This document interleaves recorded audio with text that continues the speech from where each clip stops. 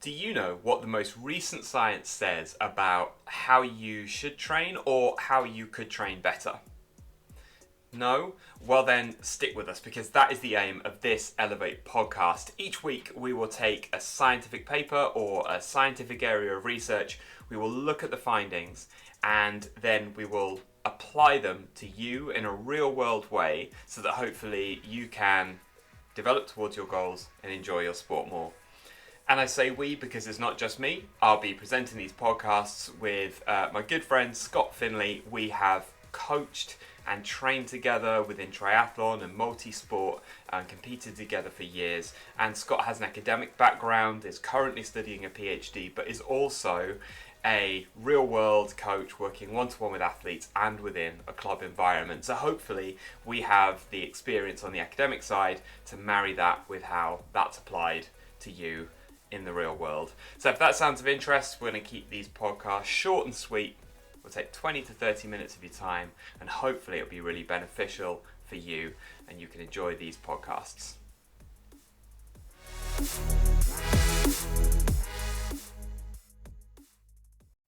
Hello and welcome back to the Elevate Multisport Academy podcast. My name is Scott and I'm joined as always by Joel. How are we doing this morning? I'm very good, thank you. Very good. It's the end of a week, but all is well. Good to hear it. Starting off as ever with some quick fire questions before we get into it. We are staying with the theme of habit. We're straying slightly from the structure, so we don't have a new paper, but we're going to kind of continue discussions from last week.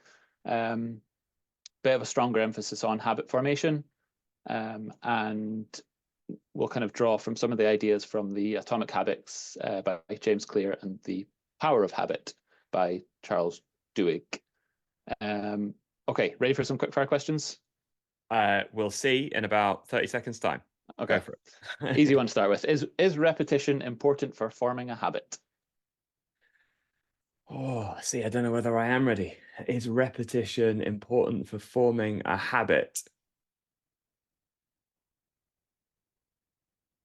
I might go with a controversial, not always. Interesting. I know these are supposed to be quick fire questions. Do you want to qualify that? Yeah. Well, I feel like the reason you asked the question is because classically you would say yes, absolutely.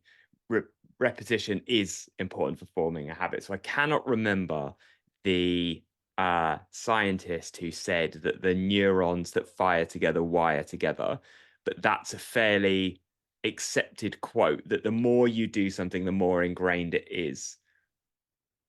So I accept that that's the given position and I don't disagree with that at all.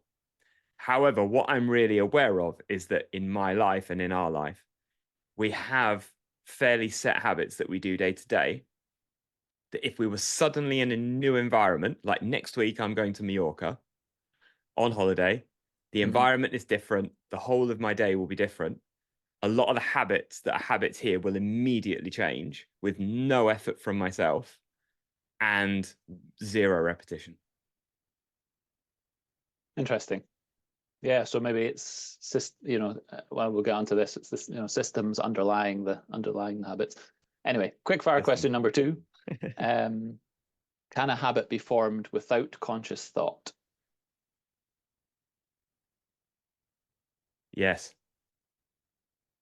Good. That's a more quick fire answer. And sticking with the theme of the third question being a bit more personal, what is a habit you'd like to develop in the future? Oh, good one.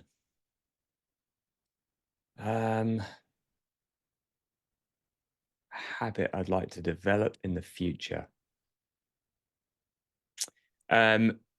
Reading.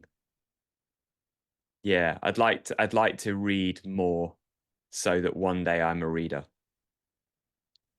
feel like that's probably quite a common one. I think you see a lot of people wanting to read more and not finding the time or the space in their lives. But I know that's a good one. Thank you very much. Okay, on to the main conversation. So I'm just gonna quick summary of what we talked about last week. one of the key features of a habit being automaticity. So it is, it happens automatically. We talked about the fact that habits happen in response to a cue or a specific context. So that's you talking about your change in location. Discuss the idea that habits are linked to system one thinking, which is the subconscious, quick, automatic thinking, versus intention and goals, which are maybe more linked to the more deliberate thinking associated with system two. And we also discussed the idea that 5 weeks may be a critical time point for developing a habit, which we'll get into a bit further later on as well. Joel, was there anything you wanted to add to that? Anything else from last week or anything to consider for today? No, good summary. I guess the thing that I would add to this conversation is a kind of statement about why this is important. And what struck me as I've sort of sat with this, read a bit, not enough, listened a lot, tried to research, looked at some of the science, is the fact that we are all becoming someone. And I think in our society, in the West, for us in the UK, there's a lot of conversation about, free choice, do what you want, you do you, and all of these things, which has a subtext of you kind of have total freedom. I think that what we forget is that our choices, our lives, our environment is forming us into someone. We are all becoming someone. We all follow certain people. We all worship certain things. We are all being formed in a certain way. Our bodies are being formed in a certain way. What's that like? Our minds are being formed in a certain way. What's that like? Our spirit, our heart, our deepest part of ourselves is being formed in a certain way. What's that like? And it's this conversation about habits is important because we have to ask ourselves the question, I think, and this is something I don't think enough people are challenged on, is who are we becoming within those different parts of ourselves? And when we look at 5, 10, 15 years down the line into our future, is the person or is the life that we have, the lifestyle we have, the environments we have, the habits we have now, are they going to form us into the people that we want to be? And if they're not, then we need to change something. And so then this conversation is important because it's about, well, okay, how do we change to become the people that we want to be in 5 or 10 years' time? So I think that it feels like this is a key conversation for people who have a vision of who they want to be to consider. Yeah. Okay. No, that's great. Thank you for that. And that dives us straight into talking a bit more about habits, and how we can start to make those changes that you're talking about. So in Atomic Habits, it talks about the idea that small implemental changes can lead to bigger sustainable change. So that's the whole point behind the habits. The book also outlines a framework which is called the 4 laws of behavior change, and that's make habits obvious, attractive, easy, and satisfying. And that might seem like a fairly simplistic way of putting it, but maybe it needs to be simple, or maybe it is just as simple as that. Do you think those 4 things could be useful in helping people create new habits? I really do think that they are. And this is the interesting thing, is that I started just a second ago with like a really big life question, like, who are you becoming? Are you the person? Are you becoming the person that you want to be? And that is a really big question. I think it's an important question. I think part of people who flourish as they get older is, people who do that, it's like they continue kind of growth and feeling of satisfaction as you achieve new things and have new experiences through your life. It's big stuff that has a real impact on the life that we get to lead in our time on the earth. But actually, to your point, some of the stuff that helps us to achieve that is the really basic stuff. It's doing the things that are going to get us where we want to be. It's making them easy. It's putting them right in front of us so that they're really obvious. It's making them attractive so that it feels like it's just the natural option here. Like a lot of this stuff, if we do it right, almost requires no effort, Scott. That's the thing, is we're not giving anyone who's listening to this a kind of a heavy to-do list of all the things that are going to weigh you down. This is actually get it right. And it should be easy and attractive and obvious and satisfying ultimately. So I think that model is a really good one to come back to. If it feels too effortful, that's probably a red flag that, something could be done better. Yeah, and I think that, sometimes you might think of atomic, the word atomic as something massive. You think atomic bomb, it's a big, huge explosion, but it's actually atom. The stem Yeah. of the word is atom because it's small, What a lovely huge, point. tiny, tiny, tiny little changes that you're making to have those big impacts on your life. Absolutely, and they do, and this is like exponential stuff, isn't it? Or Mm, maybe it's you're laying a tiny seed in your life, you're planting a tiny seed, and that's going to grow a tree over time. That is really how this stuff works. And in that sense, people shouldn't feel so intimidated by it, as I think most people are by change, which feels incredibly scary and incredibly difficult. And actually, when you know that you are more or less guided by the things that you place around yourself, environments and habits, then actually if you do those, then you just get guided through a path, and it's not too hard. Excuse me interrupting the conversation for just 20 seconds. If you're new to the platform, there are 3 things you can do. When you finish listening to the podcast, take our 6 keys to unlocking your potential course. It's completely free. Then please sign up to the Team Elevate community. It's a great place to meet like-minded athletes who are on a learning journey just like you. And thirdly, if you liked what you found, you can sign up to our monthly membership plan, which gives you access to all of our resources, both now and in the future. So we hope to see you there soon. Instead of focusing on goals exclusively, you focus on the systems that help you achieve them. So that's the habits. Within that, again, the Charles Duhigg's book, The Power of Habit, puts forward the idea of the habit loop. So this is cue, routine, and reward. So if you think back to one of the examples from last week as well, there's from the paper, your neighbor goes jogging every morning, but gets financially rewarded for doing it. So this is actually a good example of habit formation, even if we don't know what the cue is. Maybe they've got their own personal cue. But maybe, so if we take each step from the habit loop individually and dive into it a bit more. Yep. So talking specifically about habit formation, what kind of cues could people set up to try and develop new habits? And we'll dive into that a bit more after. Yeah. Obviously, the amount of cues that there are as endless as your imagination, because and the habits are going to be very specific to each individual. So, but we're talking about people who are maybe generally involved in sport in some kind of a way. There might be coaches, might be athletes from across different sports. So, what kind of habits might there be? Well, a lot of people in endurance sport don't do enough S&C, let's say. So, we need to create cues that are going to drive us towards that kind of training. And maybe it might be signing up for gym memberships, or it might be the logistical stuff that needs to happen behind the scenes, like booking in with a personal trainer. But it might be simply getting that kit out. So it's the gym kit that I lay out. That's the first thing I see in the morning, and somehow that's slightly different to the running kit, and that just tips me in a particular direction.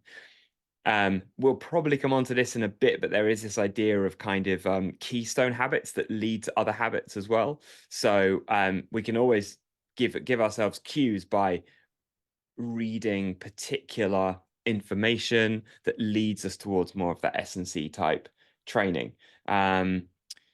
It's a difficult question to answer because the examples are going to be different in every scenario.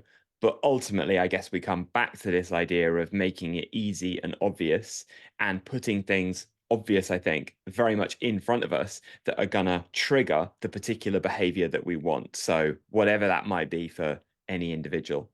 I don't feel like I've given the best answer. So is there anything that you want to add? I like your specific kit example, because it struck me that I do that, and without even realizing, I don't run in the same shoes. If I'm going to the gym to run on the treadmill, I take my running shoes. If I'm going to the gym to do gym stuff, I take my non-running shoes. And that's quite a subconscious thing that I do without fully being aware of. So Yeah, I'm That's really quite a good glad that you example. mentioned that as well, because I was almost going to say that, because that's exactly what I do. And then I thought, oh, maybe that's a bit too basic and stupid. We're on a podcast. I need to sound more intelligent. But No, actually, that to what we said a minute ago is one of the small, easy, basic things that set you up in a particular way. I have gym shoes and I have running shoes, so stick the gym shoes out, and you're more likely to yeah, make that choice. yeah, no, I like that. Um, so gym shoes would be an example of maybe an external um, cue, Hmm. but we can also be queued up or teed up by internal cues. Um, do you want to maybe comment on the difference, or whether you think one might be better than the other, or the difference between having those internal external cues? Um, well, we'll keep with the same framework. So, obvious gives a suggestion that maybe the external cues are going to be slightly more powerful when it comes to leading us towards a certain behavior. So, ideally, I think we want physical, visceral things that we can see, taste, smell, touch, that are Mhm. going to trigger us in a particular direction or away from a particular direction as well. So, if we're talking about nutrition, this is the if you're trying to eat less chocolate, don't buy the chocolate. So we've got those external cues. We're creating an external environment that leads us down a particular line. So um, the internal stuff, like decisions that I might be making or particular motivations that I might have, whilst I think that globally they're quite powerful and we should use them, but we should use them, the motivations, the visions, to steer the extrinsic stuff that we do practically in our lives, so that we have those things in front of us that remind us of the behaviors or create the behaviors that we ultimately want. Yeah. No, and that, I mean, that actually reminds me of something I'd uh, not actually looked into for this, but Mhm. one of my old colleagues, this thing called habit stacking. Yeah. So she was talking about this, where I think she was trying to drink more water. So every time she stood up from her desk, she would go and fill up her glass. Hmm. And that you're creating a cue for yourself by putting, you've already got an existing habit of standing up to stretch every hour or something like that.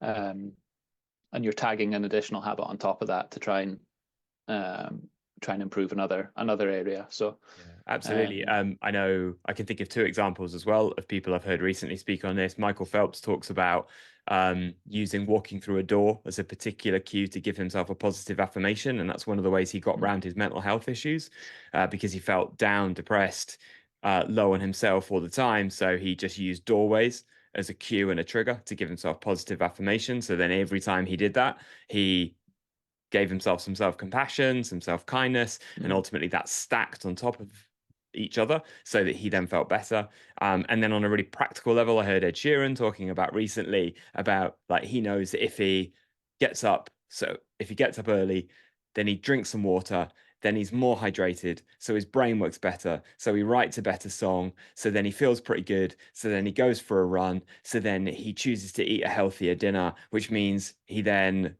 isn't staying up late eating a load of rubbish stuff. So then he goes to bed earlier, so then he can get up earlier. And it's like this one little decision that leads yeah, to the others. And again, that comes back to this idea of keystone habits. But I think, whichever way you put it, you know, good good behaviors often lead to, or more positive behaviors often lead to other positive behaviors. and it's interesting because there's a little bit of a chicken and egg there.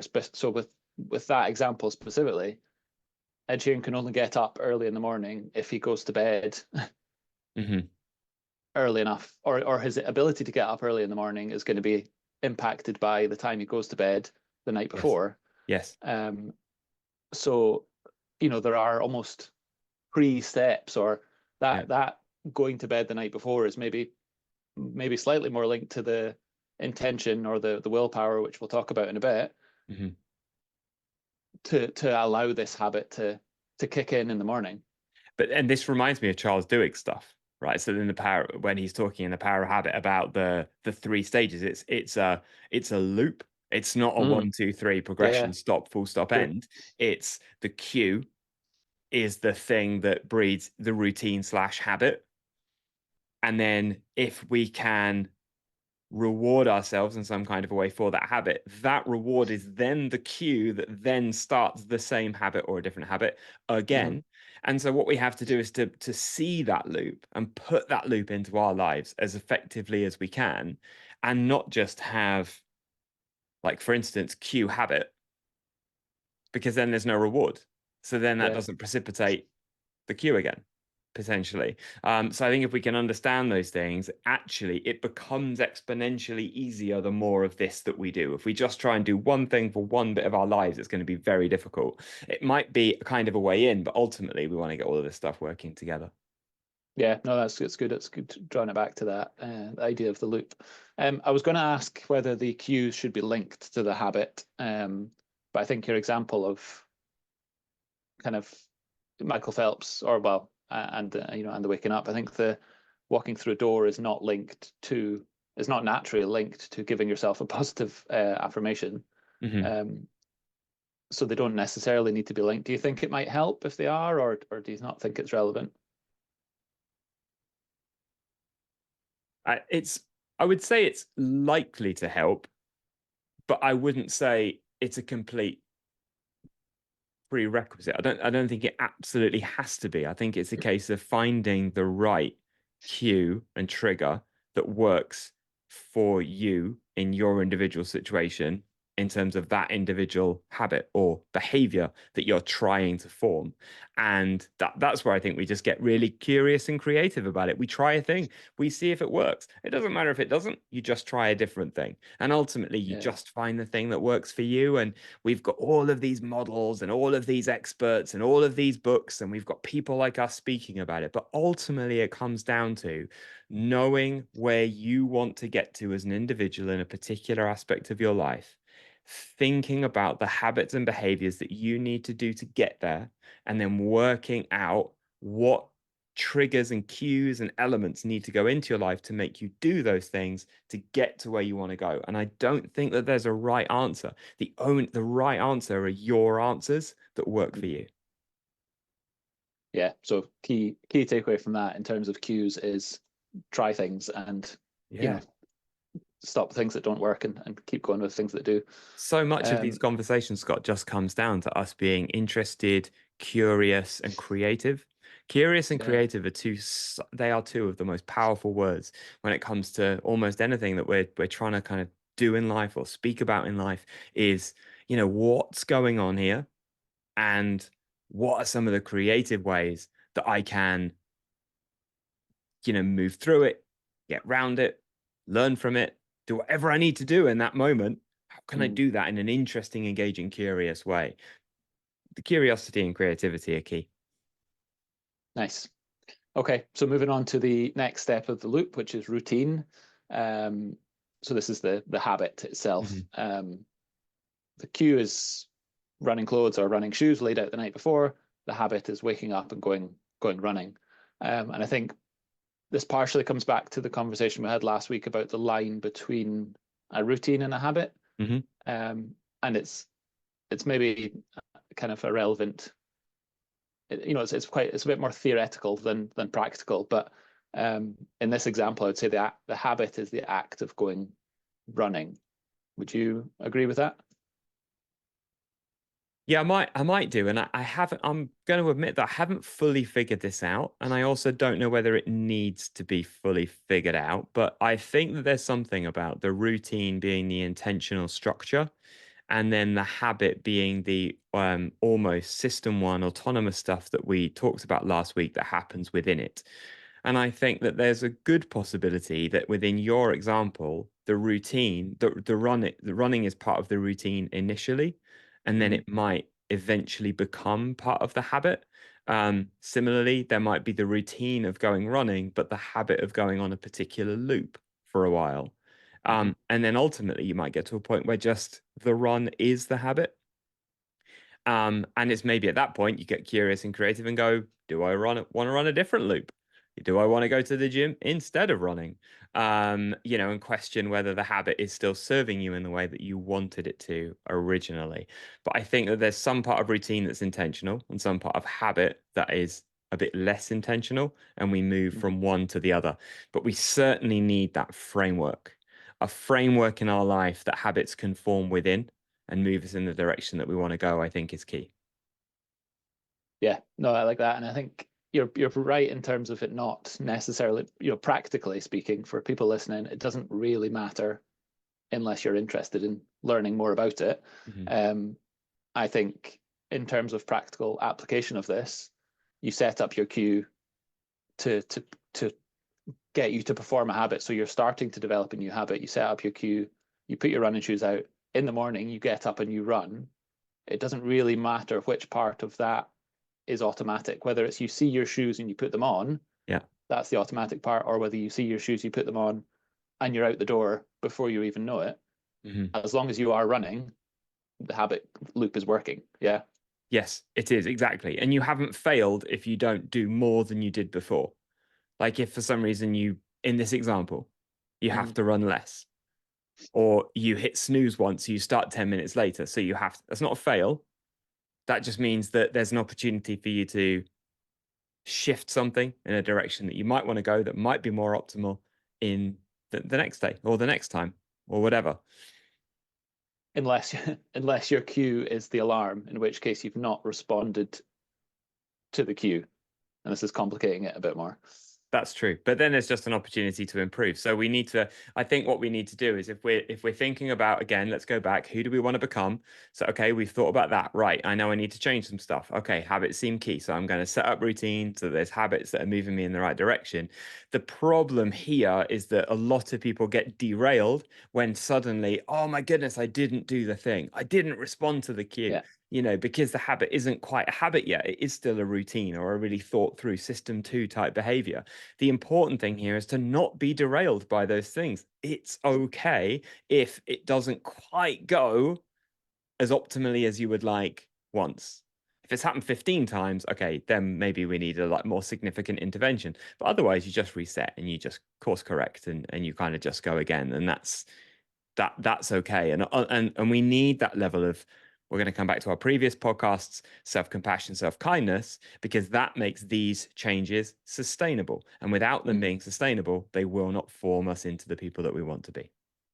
No, that's a great point, because and that's why I was asking about repetition earlier on. And, why we had that brief conversation at the start is that it needs to be repeated.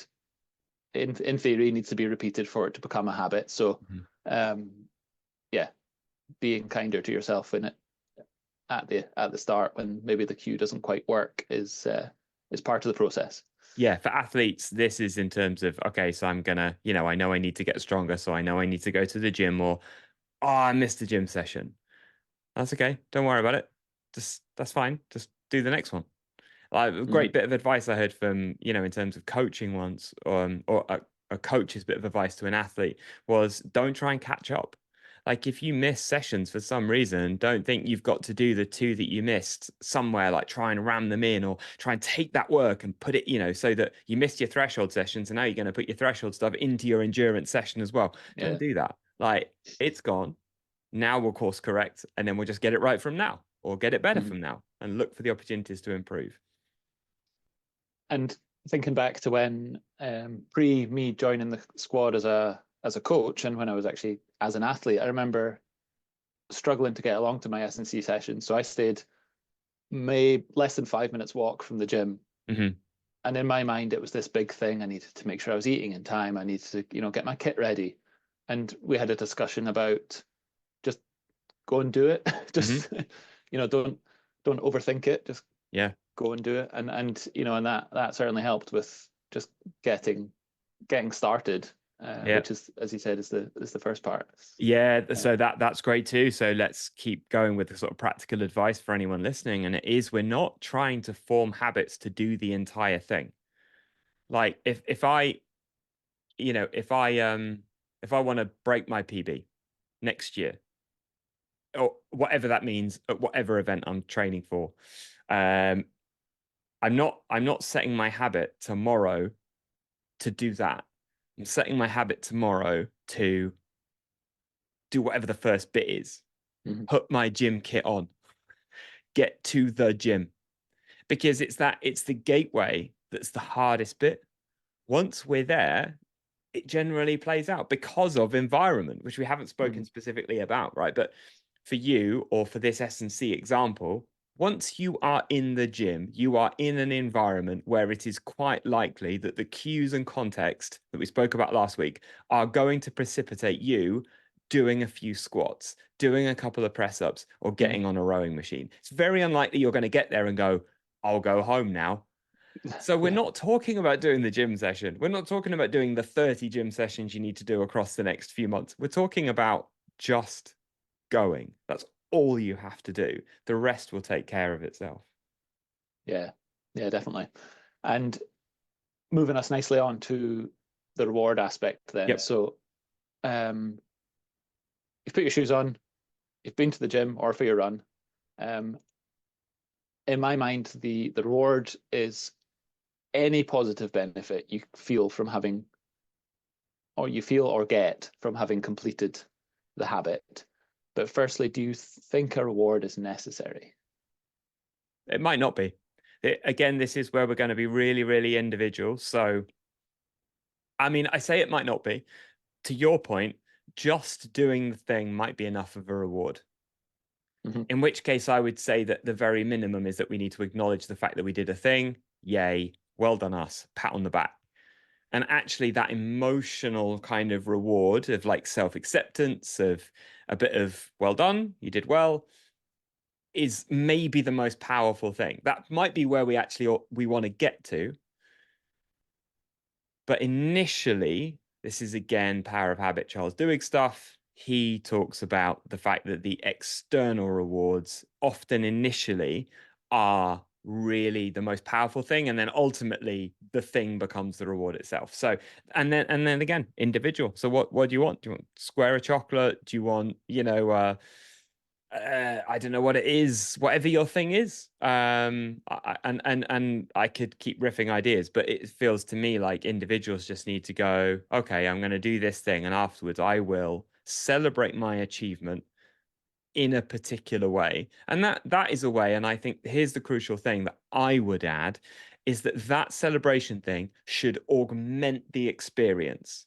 So if I go to the gym, yay, I'm going to get a doner kebab and extra large fries.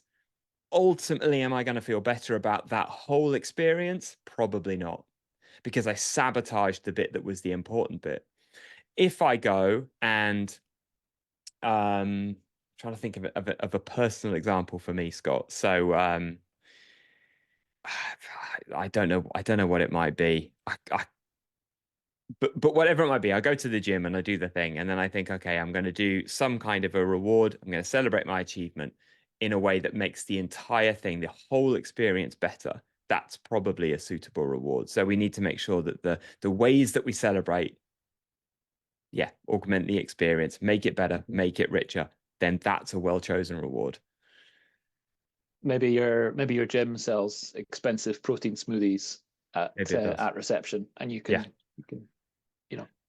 purchase yourself one of those as your reward. I couldn't come to a good answer because I was like, do you know what I really like? A bit of dark chocolate, dates, and pecan nuts, like all together. And then I just thought that just sounds so like puritanical. Should I just say donut? But then I was like, I don't really like a donut, so I didn't really know which way to go with it. But the point is, make the experience better, celebrate the reward, and if we do with it as extrinsic things initially, ultimately they'll probably lead to the intrinsic reward of just doing the thing is enough, and that is really powerful. Yeah, and I think the difference between the extrinsic and the intrinsic is you can't force the intrinsic. So you can't go for a run and hate it and then go, right, I'm gonna make myself really enjoy this. I mean, there's laughter yoga and things like that where you can make yourself feel better, but I suspect that you're right that the intrinsic needs to form naturally, and you need to develop an enjoyment for certain things that becomes a reward. So yeah, exactly. I don't love really long runs, but I do really like really long runs if I choose a really interesting podcast to listen to. And I've said this before. So what I do is I listen to a podcast, learn some stuff, and by the way, go on a run. And then I have an intrinsic, great, I got loads out of that. I did a run, I learned some stuff. It was really stimulating. I also was outside. I saw the sea. Suddenly it becomes really good. If you just say to me, go and do a long run, polar opposite would be go and do a long run on a treadmill on your own. Don't speak to anyone. Don't listen to any music. That wouldn't be fun. But I create the cues in the environment that makes it more pleasurable. Yeah. I mean, just on that, actually, quick, who is it? The coach that used to have his athletes run on a treadmill facing a wall. Brett Sutton? Yeah, yeah, facing a wall in a dark room to build mental toughness. Not related to this, obviously. So no. So that's great. Reward wise, we talked briefly about keystone habits and kind of ripple effect. Just the idea of keystone habits, as he said, is just that your habit will have ripple effects on other areas of your life. So we've kind of talked about exercise. Maybe that helps you sleep, so you get up earlier the next day and you're more productive at work. Yep. Is there any other things, or keystone habits, or tips for athletes in terms of that you want to add? Yeah, there's lots. A simple Google search of keystone habits will give you a whole list. We've talked about exercise, so we're talking to athletes and coaches and people in the sport world, right? So these people who are listening already have a notion that exercise precipitates certain other benefits, right? So that's all we're talking about here. And the way I think is very obvious that exercise and nutrition link to each other. As athletes, as we train, we understand that good habits in one lead to good habits in the other. Good decisions in one lead to good decisions in the other. Some of the less obvious ones that I think are as important for athletes are things like the meditation, mindfulness, prayer, whatever it, however that works for you, is crucial, because we're dealing with sport, which comes with a certain high level of mental pressure sometimes, or a certain level of fatigue that we don't recognize, because as athletes we're very good at switching off the mechanism by which we understand what's going on in our bodies. So something like a time of mindfulness, whatever that looks like to you, can reduce anxiety, can increase our self-awareness, can, moderate or limit or reduce depression. It can increase sleep or concentration and overall satisfaction, which then helps training, which then helps nutrition, which then helps sleep, do you see what I mean? And as you said, then they're all linked to each other. But, exercise, meditation, journaling, gratitude, planning, eating better, drinking, good, like water, hydration, all of these things are crucial. And it's, for me, very quickly, on the Race Blueprint course, I talk about the first 15 minutes of a day. There's a whole lesson dedicated to doing a lot of this stuff in the first 15 minutes of the day, because then that precipitates the direction of the whole rest of your day. So a lot of this stuff done early is also key. Yeah. Okay. Grant, very quick note on timeline before we summarize. Just some things that could impact habit formation time. So the type of habit, consistency of repetition, and the reward. But there is a huge range in how long it might take people to form these habits. So, a study found 18 to 254 days before something becomes an automatic habit. So stick with it. If you are trying to form a new habit, try different cues, try different rewards. Joel, do you want to summarize and get some key points across? I'll do my best. I think we're talking about, just as a reminder, this is the big question of who do we want to become, that boils down into these small little seeds that we plant in our day-to-day life. What's key is the environment we create, because that will lead to specific habits which will form who we are. And what's crucial in there is the reward mechanism around it, and that we want to be curious and creative with that environment that we structure in our own lives.